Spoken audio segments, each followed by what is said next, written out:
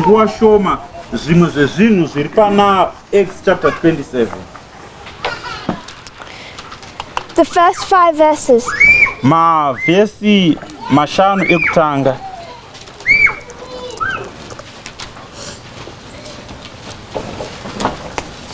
Most of us are familiar with these 2 voyages.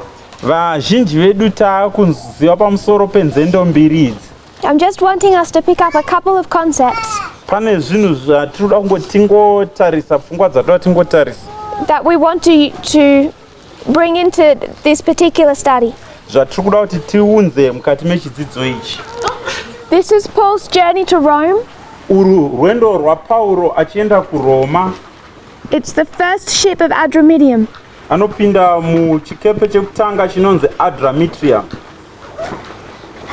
That journey on that ship takes place in verses 1 to 5. Rwendo mukati mechikepe ichi runoitika kubva pavhesi 1 kusvika pavhesi 5. So we're just going to discuss that to begin with. Saka tichatanga tatarisa izvozvo pakutanga.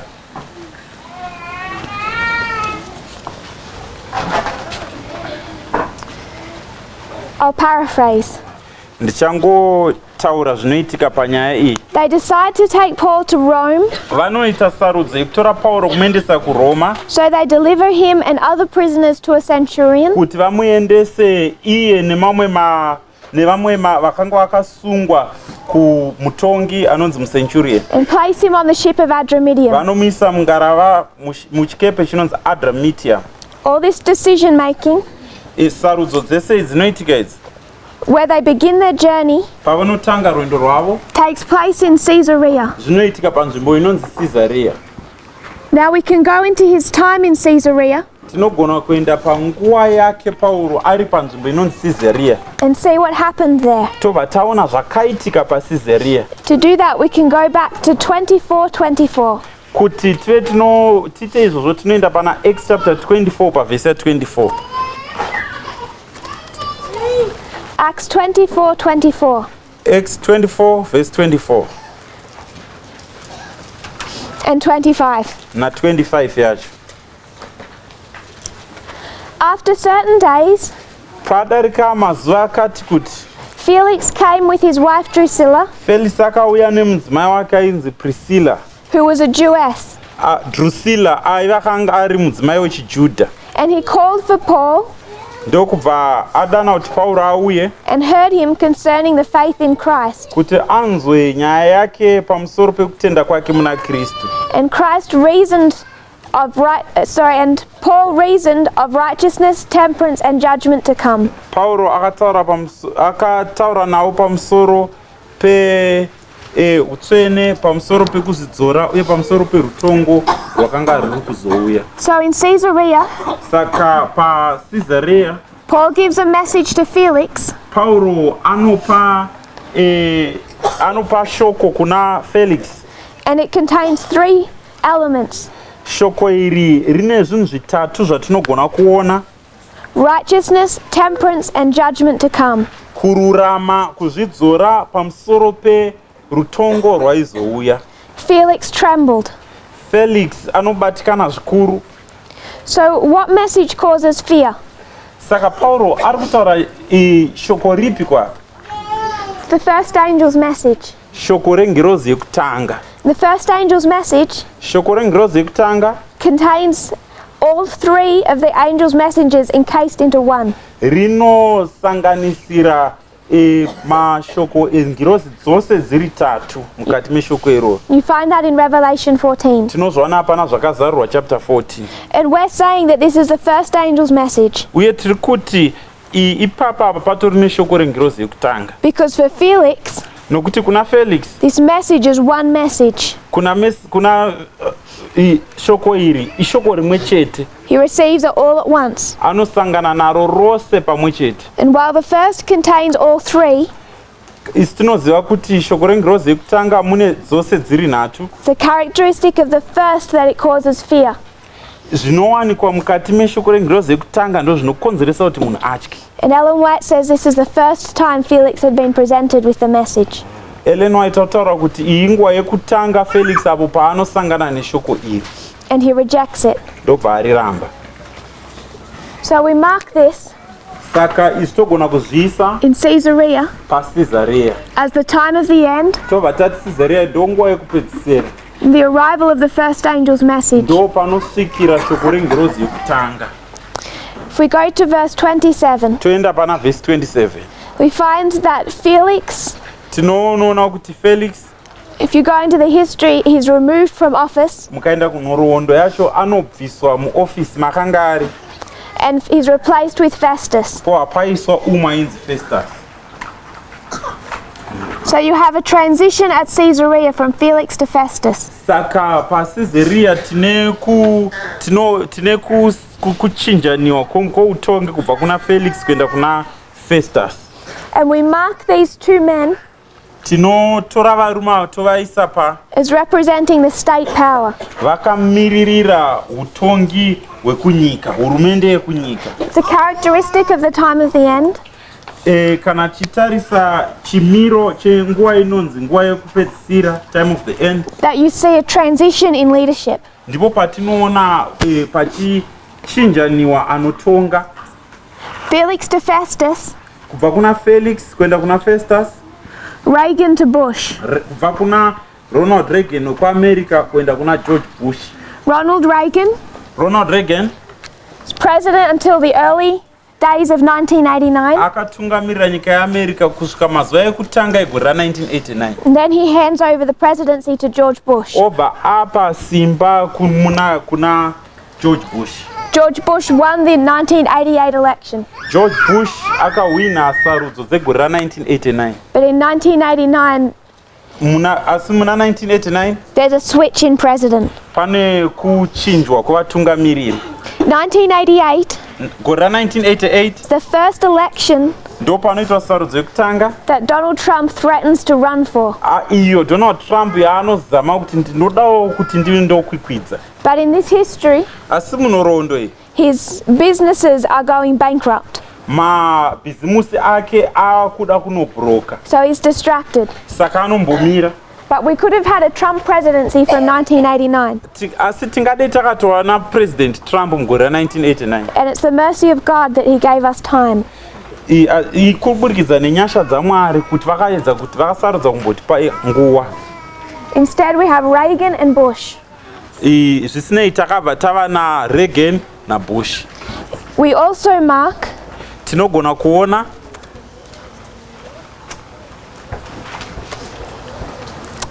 from chapter 25, verse 13, we won't read it all, kubva pana chapter 25 pavhesi 13, hatizoverenga zvese. that Paul also gives the message, the gospel message, Pauro anopa zvekare shoko iri, shoko revhangeri to Agrippa. kuna Agrippa. Felix and Festus Felix naFestus represent state power, vanomiririra hurumende yekunyika the United States. yekuAmerica. Agrippa was a Jewish king. Agrippa akanga ari mambo wechiJudha, He held power over the temple. akanga aine simba pamusoro petemberi. One of three men that appointed the high priest. Ndo akanga ari umwe wevanhu vatatu vaisarudza muprista mukuru. So you see a warning delivered, Saka tinoona shoko rechenjedzo riri kusvitswa, really an opportunity to repent, mukana wokutendeuka, but then a warning iri shoko rechenjedzo to both church and state. kuhurumende yekunyika pamusoro peutungamiriri hwesangano. And this teaches us an important principle as we draw our reform lines. Izvi zvinotipa pfungwa yakakosha zvikuru patinoda kudzidza pamusoro penhoroondo yedu iri pamusese. When we see the United States and Adventism, Patinoona nyika yeAmerica pamwe chete nesangano remasabata, that you can mark them in every waymark. kuti tinogona kuti panzvimbo imwe chete imwe neimwe tinenge tichitoona tichivaona vari vaviri, Inseparable. havagoni kupatsanura. So that's the experience of Caesarea, the time of the end. Saka izvi zvinotipa nzvimbo inonzi nguva yekupedzisira paCesarea. If you were to go back to chapter 27, Kana tikadzokera pana chapter 27, we won't go through it, just map their journey. hatisi kuenda kuiverenga yose tichangonongedzera mukati merwendo. Caesarea is 1989. Caesarea ndo yatati 1989. Sidon is 9/11. Pasidoni ndo patinoti 9/11. With a refreshing. Nokuti pane pane refreshing. We just use this word to symbolize, it can symbolize the rain. Izvi iri shoko iri rinogona kushandiswa kuti rive rinomirira mvura. That's what I would suggest in this history. Ndo zvatinosangana nazvo mukati menhoroondo. Cyprus carries with it the symbols of the midnight cry. PaCyprus ndo patinoti pa midnight cry. And then Myra, Myra, the city of Lycia. Ndo pane guta rainzi Lycia. Sunday law. Ndo patinoti pa Sunday law.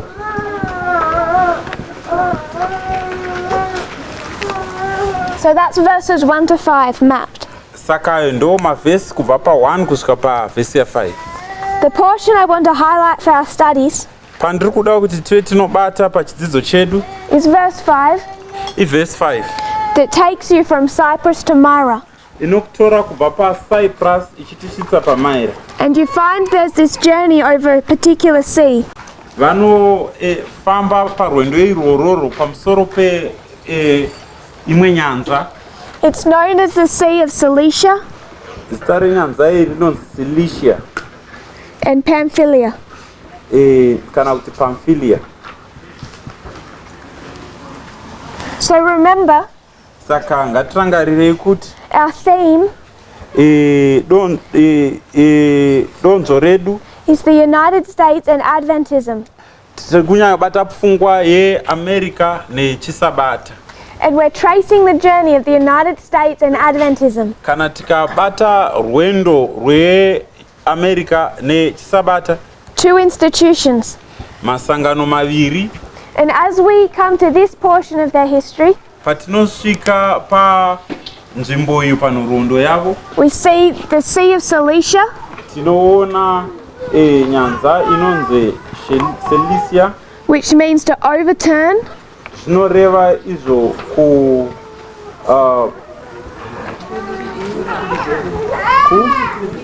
kupidiguka. And a nation made up of every tribe.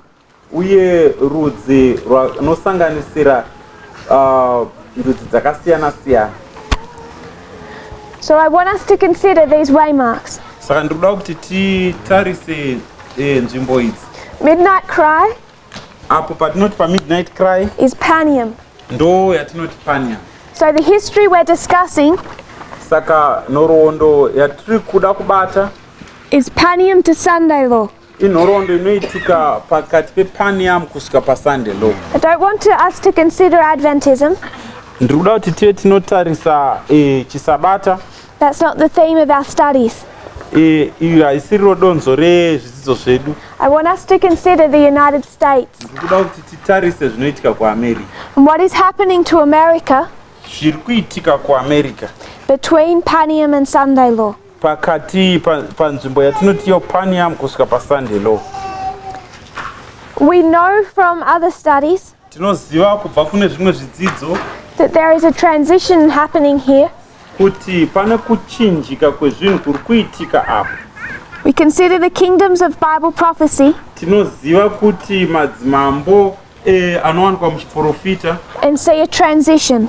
Tinoona kuchinjika kuri kuitika from the fifth kubva pane wechishanu to the sixth kingdom. Kuenda pane wechitanhatu.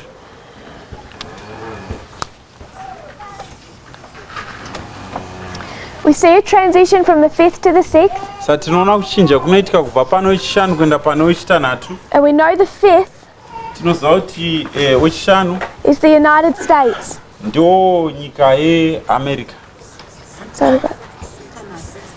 Sorry, 6th to the 7th. My bad. Wechitanhatu kuenda kune wechinomwe. We see a transition from the 6th to the 7th. Tinoona kuchinjwa kuchinjwa kubva paumambo wechi6 kuenda wechi7. And what kingdom is the 6th? wechi6 umambo nde1 ndehupo wacho. So the 6th is the United States. Ndo we-United States. And what is the 7th? Wechi7 ichi. Let's see, United Nations. So we see the 6th is the United States. Saka tirikuona kuti wechi6 yeAmerica. If you go to Revelation 13. Tikaenda pana zvakazarurwa chapter 13. Revelation 13:11. Zvakazarurwa chapter 13 verse 11.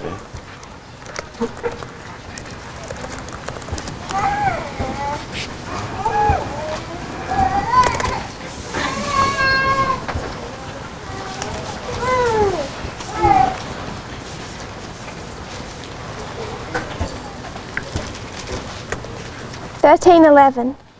13 verse 11.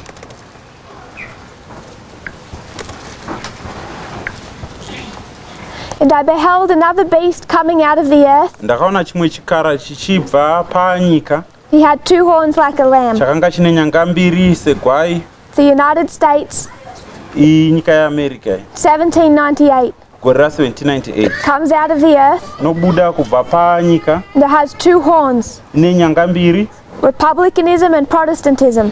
Imwe inomirira pfungwa inonzi republicanism, imwe pfungwa inonzi protestantism. It speaks of it having the characteristics of a lamb. Vhesi inotaura kuti akanga ane zvatinoona pagwayana. But then the verse ends Vhesi painonopera with that lamb-like beast speaking.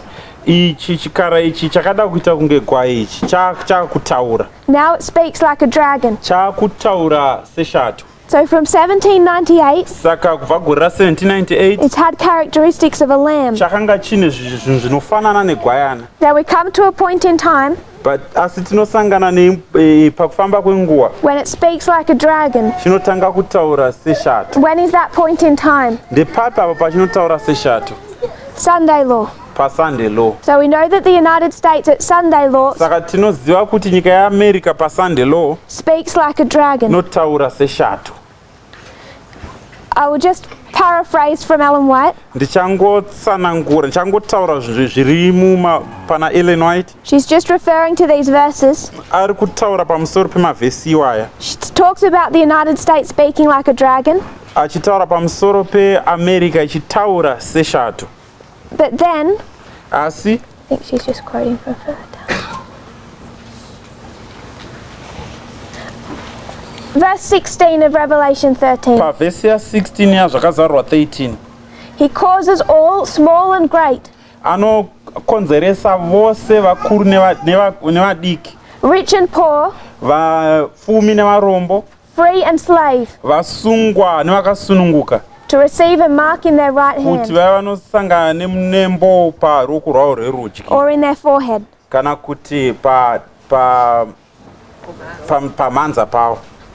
It's verses like this, Mavhesi akadai say free and slave, anotaura kuti ivo vakasungwa nevakasununguka that made our pioneers, ndo vakasanganikwa navo nevakatanga sangano rino, like her husband James White, sezvakaita semurume waEllen White ainzi James White. believed that the American Civil War would end with the Second Advent.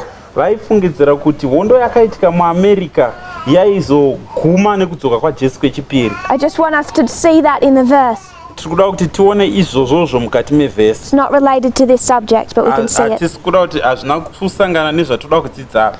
If this is the experience, Kana izvi zvirizvo zvakasangana, just at the very end of the world, zvakasanganikwa nazvo pakuguma kwenyika, at the beginning of the Civil War, panotanga hondo kuAmerica, they believed the Second Advent was imminent.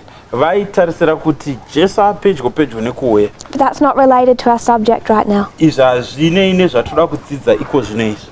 What I want us to see Zvandoda kuti tione apa is that when the United States speaks like a dragon, ndezvekuti kana nyika yeAmerica yaakutaura seshato, it speaks with power. inenge yaakutaura nesimba. So much power Simba, that rich and poor, simba rakadaro rokuti vapfumi nevarombo, small and great, vakuru nemadiki, are forced to follow its example. vose vanomanikidzwa kuteedzera zvainoda, Not just in the United States, kwete kuAmerica chete, but in other countries, asi kunyange kune dzimwe nyika. as Sunday laws spread.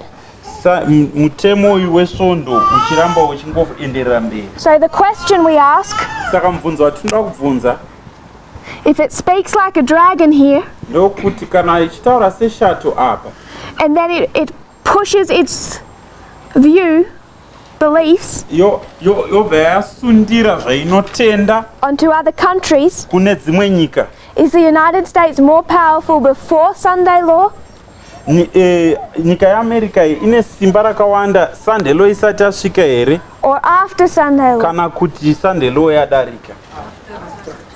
It must be after. Zvinofanira kuitika Sunday law yapfuura. So we think the United States is falling in this history. Saka tinotora nyika yeAmerica seiri kudonha panhoroondo iyi. But what is falling in this history? Asi chiri kudonha panhoroondo iyi, The lamb-like characteristics are falling.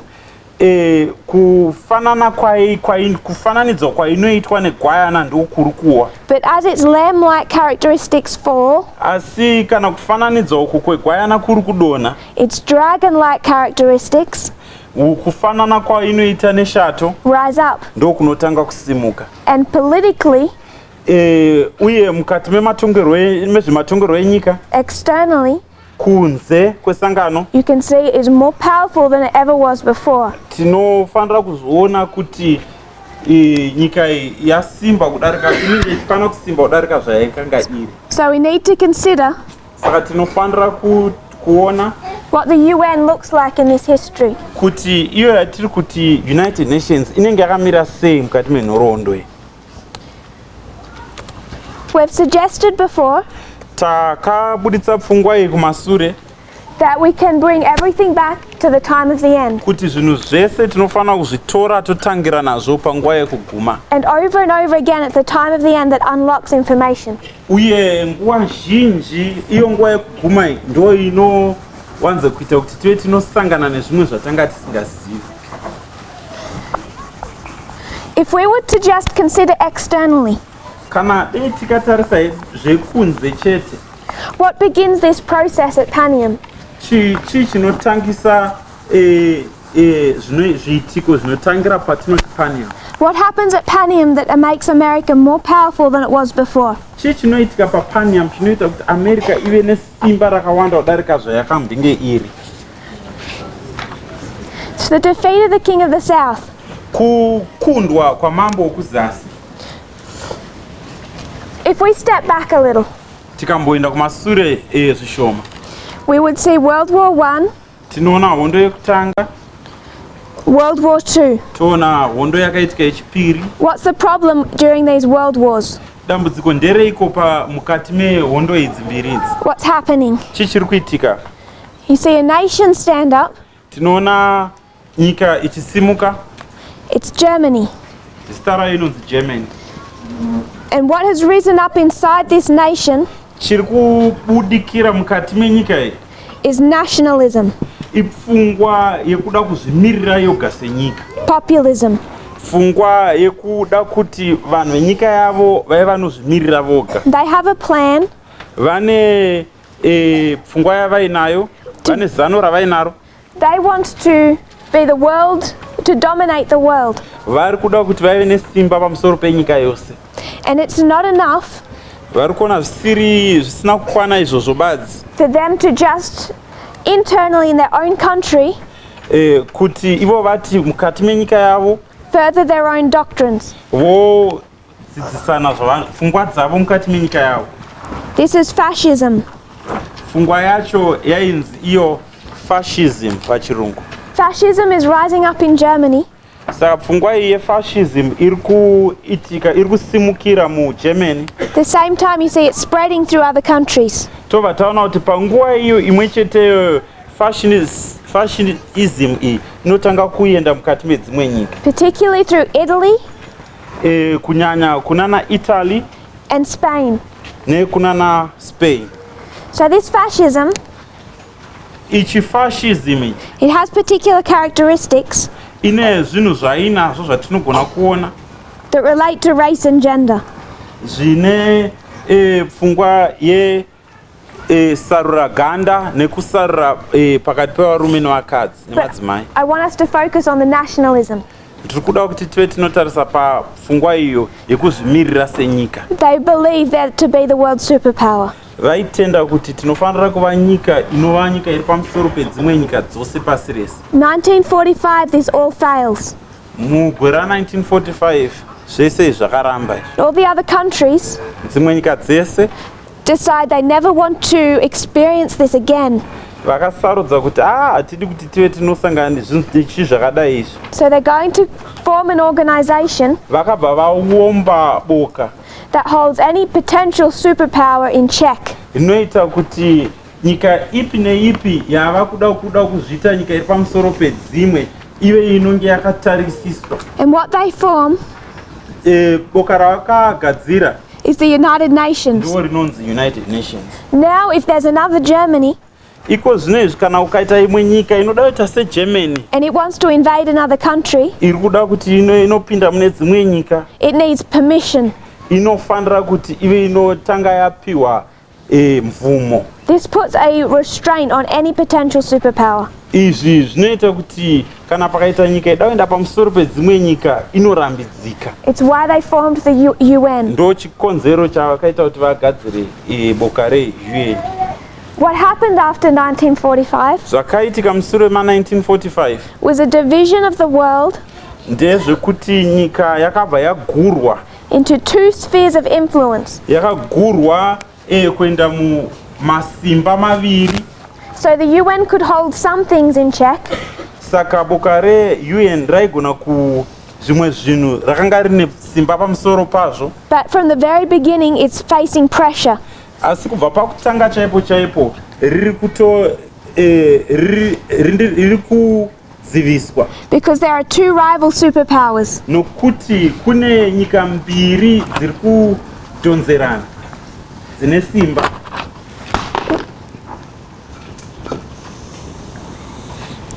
This is the history of the Cold War. Iyo nhoroondo yehondo inonzi Cold War.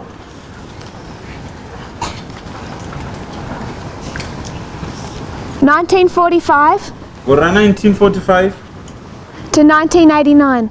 kusvika gore ra1989. You could mark it beginning and ending at slightly different years. Tinogona kuona painotangira nepainoperera. For today's study, we'll just do 45 to 89. Muchidzidzo ichi chanhasi tichatarisa gore ra1945 kusvika 1989. The world in this history Nyika mukati menguva iyi is divided into two spheres of influence yakanga yakapatsanurwa kuenda mumasimba maviri. between the Soviet Union Simba rainzi iro Soviet Union and the United States. nesimba rinonzi iro America. The king of the south, the king of the north. Mambo wekuzasi namambo wekumusoro. And we could title this, Izvi tinogona kuzvibatanidza if we were to want to give it a name, kana tichida kuzvipa mazita, a bipolar world order. tinozvipa zita rinonzi iro bipolar world order.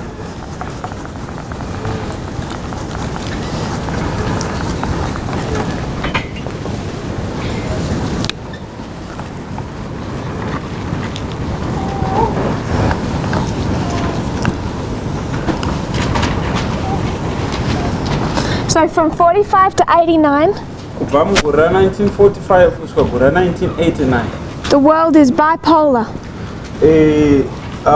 Nyika iri panguva inonzi yatinoti iyo bipolar. Bi means two, Bi zvinoreva kuti zviviri, two superpowers. masimba maviri,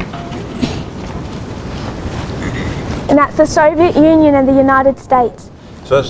masimba aya inyika yeSoviet Union nenyika yeUnited States And America. these two superpowers Masimba aya maviri aya are fighting for global domination vari kurwira kuti vave vane simba pamusoro penyika yose tenderere. through the Cold War. Hondo yavari kurwa ihondo isingapise, ihondo inorwiwa iri hondo yekuvengana asi vasingasangana vachinorwa. In 1979, Gore ra 1979 the Soviet Union invades Afghanistan. nyika inonzi Soviet Union inonopinda mukati menyika yeAfghanistan ichipamba. It becomes increasingly clear that they're about to collapse. Vachipinda munyika iyi zvinobva zvatonyatsooneka chaizvo kuti nyika inogona kunge yakuda kunowa, That they're losing the Cold War. kuti vakukundwa hondo yeruvengo iyi. And Gorbachev comes up with a plan.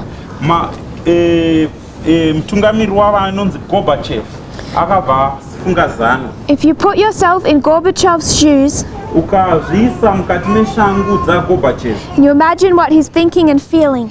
woedza kufunga zvaari kufunga. For the last decades, Pamakore 10 adarika there's been two world superpowers panga pane masimba maviri mukati menyika. and they hold each other in a balance. Vari vaviri vakabatana vakangotarisana vakavengana vakadaro. It comes to the history of 1979 to 89. Tosvika panhoroondo inotangira gore ra 1979 kusvika 1989. Becomes clearer and clearer that the Soviet Union is not going to win. Zvaakuoneka kuti nyika yeSoviet Union haisi kuzokurira paruvengo urwu. And they begin to fall. Vobva vatanga kuwa. So as the Soviet Union begins to fall, Nyika yeSoviet Union pairi kuwa, what used to look like this wakazvitarisa zvakadai, begins to look like this. zvaakutaridzika zvakadai. Soviet Union's falling, Soviet Union iri kuwa, the United States is rising, United States iri kusimuka. Gorbachev is worried. Gorbachev ari kushushikana. It's not just the fall of the Soviet Union that he fears, Haisi nyaya yekuwa kweSoviet Union kwega kwaari kutya. it's the world order that results from that, Ari kutya kuti kana zvinge zvadaro nyika inozomira sei. which is the United States is the only world superpower. Zvinenge zvaapo ndezvekuti United States ndo yega yava nyika iri pamusoro pasi tenderere. And even if his country falls, Saka kunyange nyika yake ikawa, he wants to make sure that what results from that chaari kuda kuita ndechekuti matuso anozobuda kubva ipapo is not an extremely powerful United States.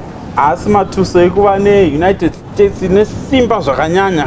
So he begins to try and work, even in this history, Saka anozama kutanga kushanda kunyange panhoroondo iyi, before the Soviet Union's fall, Soviet Union isati yawa, to ensure that America does not become too strong. kuti aone kuti America haifaniri kuzonyanya kusimba. And he comes up with a phrase, Saka anouya neizwi rokuti, the New World Order. izwi ratinoziva kuti mamiriro enyika matsva. Usually when you ask people Kazhinji kana ukabvunza munhu where the New World Order concept came from, kuti nyaya yeshoko iri mamiriro matsva enyika yakabva kupi, they may think it came from the United States. vanofunga kuti nyaya iyi pfungwa iyi yakabva kuAmerica. But it didn't. It came from the King of the South. Asi haina kubva kuAmerica, yakabva kuna mambo wekuzasi. So Gorbachev introduced the idea of a New World Order. Saka mambo uyu anonzi Gorbachev anounza pfungwa yemamiriro enyika matsva. And through his speeches in this history, Kuburikidza nezvaaitaura mukati menhoroondo iyi, he's trying to forward the concept ari kuda kuti pave panobuda pfungwa yokuti that they need a world order kuti taakufanira kuva nemamiriro enyika matsva dominated by the United Nations. inenge ine United Nations iri pamusoro. The United Nations should be the most powerful order. United Nations inofanira kunge iriyo ine simba kudarika nyika dzese. This is what we call Iyi ndo yatinoti globalism. muchirungu globalism, kana kuti mubatanidzwa wenyika dzose. This is bipolar, Iyo tinoiti bipolar, two superpowers, inyika inenge ine nyika dzine simba mbiri. This concept we call multipolar. Iyo pfungwa iyo tinoipa zita rekuti multipolar. A world dominated by two superpowers. Nyika ine simba nyika mbiri dzine simba kudarika dzese. A world dominated by many powers. Nyika inenge ine nyika zhinji dzine simba pamusoro pepasi tenderere. So in Gorbachev's mind, Saka mukati mepfungwa dzaGorbachev, it's been United States, Soviet Union. Mupane nyika United States neSoviet Union. And then this begins to happen. Izvi zvazvatanga kuitika. But if he can make sure Asi kana akaita kuti that the UN is fulfilling its job function, UN iyo iri kuita basa rayo, preventing the rise of another world superpower ichidzivirira kuti pai panoita nyika inova nesimba kudarika dzese, of the same nature as Germany, sezvakaitika nguva yeGermany, then he can bring the United States back down again. Anogona kuzodzora nyika yeAmerica kuzasi zvekare. Make sure that it does not carry too much power. Obva aona kuti zvedu haiiti simba rakanyanya kuwandisa. So Gorbachev in this history Saka Gorbachev mukati menhoroondo iyi introduces a concept of a new world order. Anounza pfungwa yatinoti nyika yakabatana. That world order controlled by the United Nations. Mamiriro enyika ekuti United Nations ndo iri pamusoro penyika dzose. This began to worry many people within the United States, Izvotanga kushungurudza vanhu vazhinji mukati menyika yeAmerica, particularly in George Bush's administration. kunyanya mukati mepfungwa dzaGeorge Bush.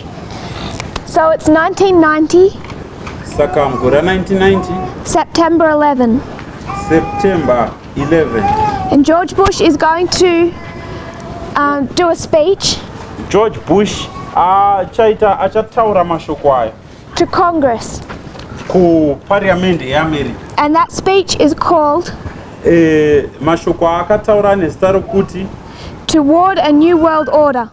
takuenda pamamiriro matsva epasi rino. And what George Bush wants to do George Bush zvaari kuda kuita is take this phrase that Gorbachev has introduced kutora iro izwi rakabva kuna Gorbachev and redefine it obva aripa zvimwe zvaringareva to match his terms. kuti zvinoreva zvaanoda iye. I just want to paraphrase a little bit of his speech. Ndoda kuti ndingotsanangura zvishoma zviri nezvaakataura. This history of 1991 Nhoroondo inotanga gore ra 1989 ichienda pana 1990 na 1991 it's the fall of the Soviet Union, ndo pakawa nyika yeSoviet Union. but there's another crisis, Asi pane chimwe chinhu chakaitika chisina kunaka. and that crisis Chinhu ichi is a conflict with Iraq. ihondo yakaitika nenyika inonzi Iraq. Now remember, this is years before the Iraq War. Ranga rayoti pane makore mazhinji pasati paitika hondo kuIraq Of 2003. yakazoitika gore ra 2000. This is George Bush the father George Bush, ava ndiGeorge Bush baba vake, and his war with Iraq, hondo yake yavakaita nenyika yeIraq which all culminated in 1991 Desert Storm. ndo yakazonoguma mugore ra 1991 panonzi paDesert Storm. So there's conflict here Saka pane kurwisana kuri apo with Iraq, nenyika inonzi and that's one of the main Iraq. causes of his speech. Ndo zvakakonzeresa mashoko aakataura.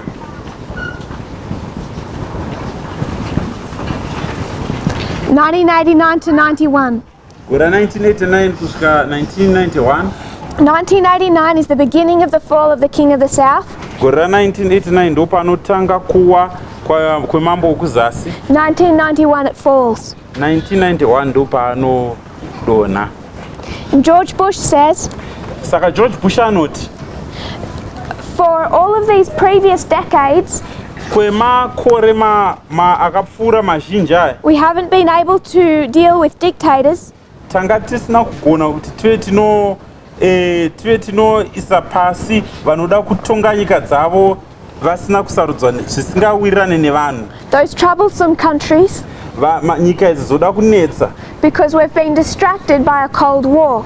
nokuti tanga tiri kuvhiringidzwa neruvengo, hondo yeruvengo yanga iri kumashure kwedu. But out of these troubled decades of the Cold War, asi zvabuda mukati memakore adarika ehondo yeruvengo iyi, a new world order can arrive. iko zvino panogona kuita mamiriro epasi rese matsva. A new era, Pane mamiriro matsva, free from the threat of terror, nguva itsva dzine kusatya kutambudzwa, stronger in the pursuit of justice, nyika yakasimba pakutsvaga kururamisa, more secure in the search for peace. yakanyanya kusimba panyaya yekutsvaga kurunyararo. And he says that this new world order is struggling to be born. Saka ari kuti mamiriro matsva enyika ari kugozha kuti ava anobarwa. A new world order different from one we've had before. Anoti mamiriro matsva enyika akasiyana neatakanga tinawo kumasuro.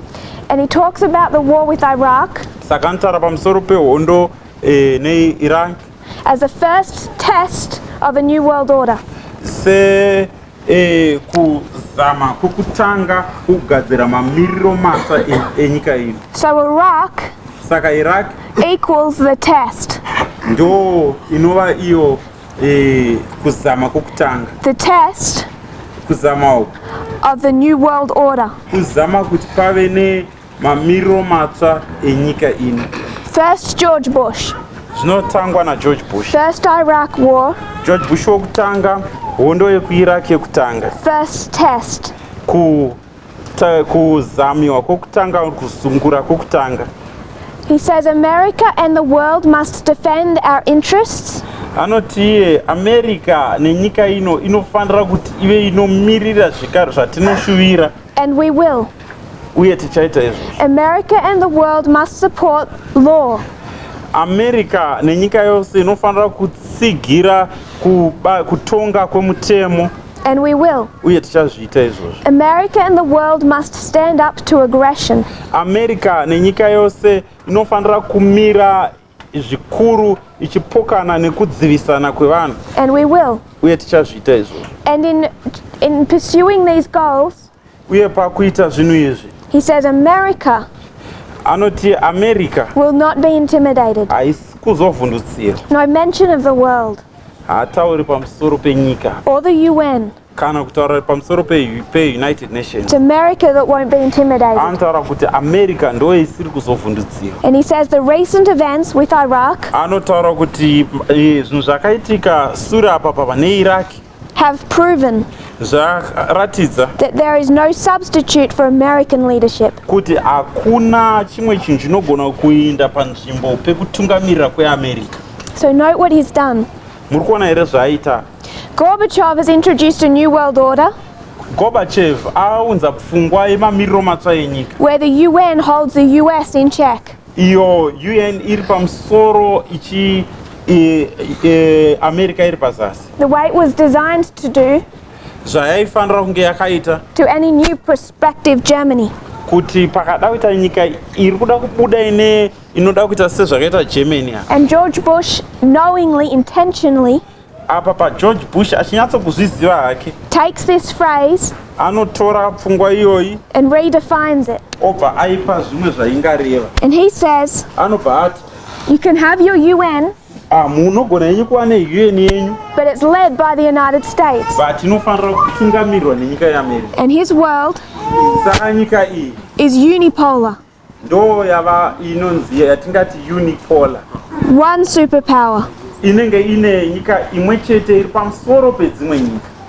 And this is happening at the very beginning of our reform line. Izvo zviri kuitika pakutanga penhoroondo yedu isu.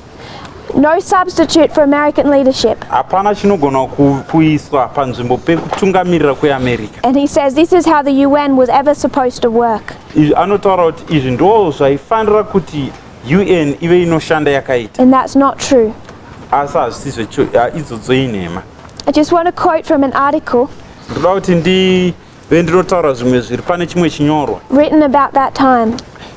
chinotaura pamusoro penguva iyoyo. Says that Bush took the initiative from Gorbachev chinyorwa ichinotaura kuti Bush akatora pfungwa iyi kubva kuna Gorbachev in the history of the Iraq War mukati menhoroondo yehondo kuIraq to define what the New World Order was going to look like. kuti ava anotsanangura kuti mamiriro matsva enyika anenge akaita sei. And he talks to Congress paanotaura neparliament yekuAmerica September 11 of 1990 muna September 11 gora 1990 and defines it. achitsanangura kuti zvinoreve izvi That it was a commitment to US strength. anoti iye yakanga iri kuzvipira kwesimba reAmerica.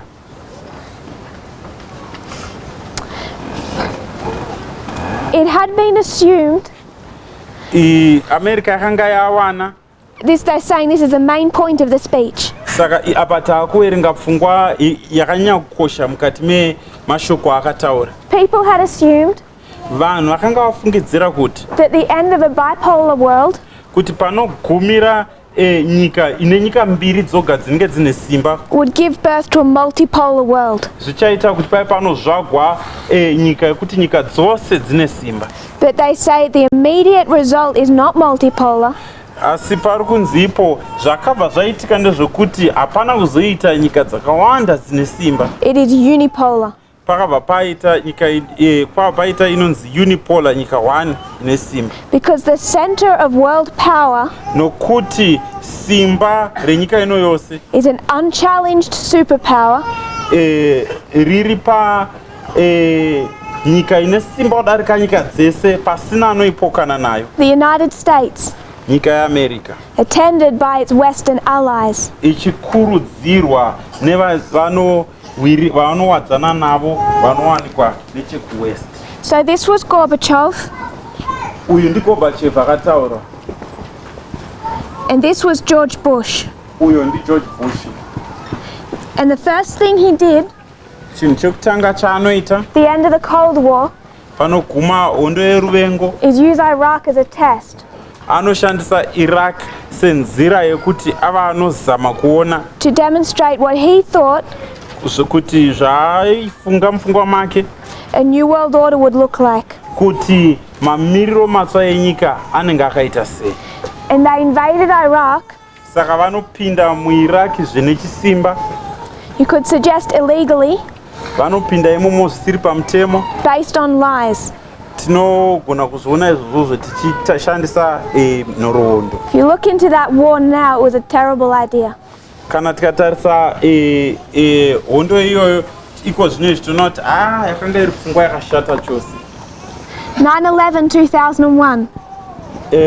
9/11 gore ra 2001 It's not a coincidence hachisi chinhu chakangoitika that Islam struck the United States on September 11. chekuti icho Islam yakanorova America musi uyu. They're making an intelligent, direct attack Vari kutoita pfungwa yanyatsokufungisiswa yavari kunoita. on a unipolar world. Zvavari kuita vari kuda kunoparadza nyika inotongwa nenyika imwe chete pasi rese. They chose the anniversary of George Bush's speech. Vanosarudza pakaitwa mashoko aGeorge Bush ekutanga. They're saying to the United States, Vari kuti kunyika yeAmerica you're not to be the global superpower. hamusi kuzova nyika inotonga nyika dzese muri imwe nyika imwe chete. And what does George Bush the son do? Saka George Bush mwana wacho anoita sei? Second Iraq War. Anotanga zveimwe hondo kuIraq. He wants to go to war with Iraq again. Akuda kunorwisana neIraq pacho. And he goes to the UN. Anoenda kunyika kusangano reUN. And what does the UN tell him? UN inomuti chii? If you try and invade Iraq, Kana ukazama kunoda unopinda muIraq uchiipamba, the UN will stop you. UN ichakuzivisa. We will not allow you to invade Iraq. Hatisi kuzokutendera kuti unopamba Iraq. So just like it should have done, Saka zviri kufanana zvaifanira kuitika. the UN saw a superpower UN yakaona kuti paakuita nyika iri pamusoro pedzimwe nyika that wanted to invade another country, yakuda kunopindira mukati menyika imwe. and they were to act as a restraint. Saka United Nations yobva yaimisa. And what did George Bush the son say? George Bush mwana wacho akati kudii? I don't care. anoti handina basa nazvo. I don't work for the UN, you work for me. Handishandire UN, imi ndimunondishandira. Because he has the same idea of a world order that his father had. Nokuti ane pfungwa imwe chete mamiriro epasi rese seaive nababa vake. Just like his father, Sezvaive baba vake, the United States does not answer to the United Nations. United Nations hainyatso kupindura zvakanaka ku United States haipinduri zvakanaka ku United Nations. When they invaded Iraq, they did so against international law. Pavanopinda mu Iraq vanoita izvozvo zvisiri izvo zvinotenderwa nemutemo wepasi rose. We might close in prayer. Tinogona kuguma mumunyengetero. When we come back, we will review and continue. Patinodzoka tichambodzokorodzazve tataenderera mberi. If you kneel with me. Ngatinamatei.